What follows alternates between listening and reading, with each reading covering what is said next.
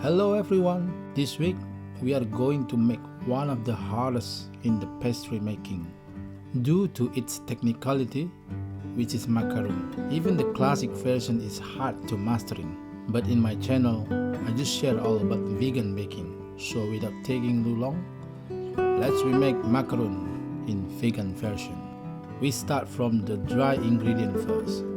So here I have 125 gram of almond milk with 125 gram of icing sugar, and we are going to pass through the sieve. This to ensure that the coarse parts will be eliminated from this process. Next is we pour 100 gram of water in a jug, followed by scale 10 gram of potato protein with 0.5 gram of xanthan. Then we have put these two ingredients into the liquid base and using a hand stick blender for a good 1 minute to ensure all ingredients combine properly. Then we divided these liquid bases into roughly 50 to 55 gram each. One we are gonna use to combine with almond milk, and the other one parts we are gonna use for our meringue. Combine the coloring base one to the almond milk mixture. Mix it until all combine like a paste. Next is our vegan meringue, and start whip using a mixer. And when we can see the trail was forming, start pour little by little 125 gram of icing sugar or caster sugar. Few notes from me: if you are using a home hand mixer like mine, it's better to pour the sugar little by little.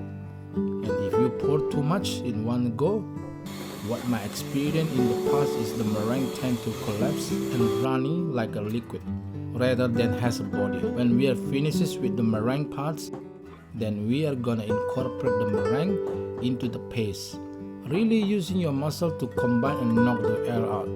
If the macaronage process was under or over, we will see the result was completely different from what we want.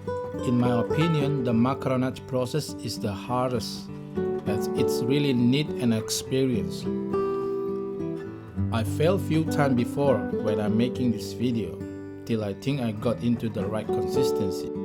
After that, transfer it into a piping bag and pipe the macaron shell into a baking paper or silicone mat. You can make a mini round stencil to ensure all the macaron shell was uniform. And one of the important thing again is to really give a good tap after we are finishing piping the macaron shell. I will show you in the video one batch that failed because I didn't give a good tap. Just to give another insight that one step wrong, it will turn our macaron shell into disaster. Don't forget to poke the air bubble that was rising using a toothpick. Then we let the macaron shell rest at the room temperature until the skin was formed, and when we touched the shell, it was completely dry. Preheat the oven to 140°C without fan. But again, this is my oven setting. You might need to test, adjust, and try a few degrees different. I found that in my oven, I need to bake my macaron shell in the tray. Because my oven was compact and the internal dimension where the heat source was so close, so I needed to use the tray for another extra layer to prevent the macaron shell from burst and crack. I got this trick after several time fails. Baking time might vary since all domestic oven was inconsistent, but in range for 15 to 20 minutes depending on how big your macaron shell is. Finally, here is my vegan macaron shell, and I fill it with easy vegan white chocolate ganache. If you want to support my channel, please click like, share, and subscribe so you won't miss any new vegan content next time. Thank you.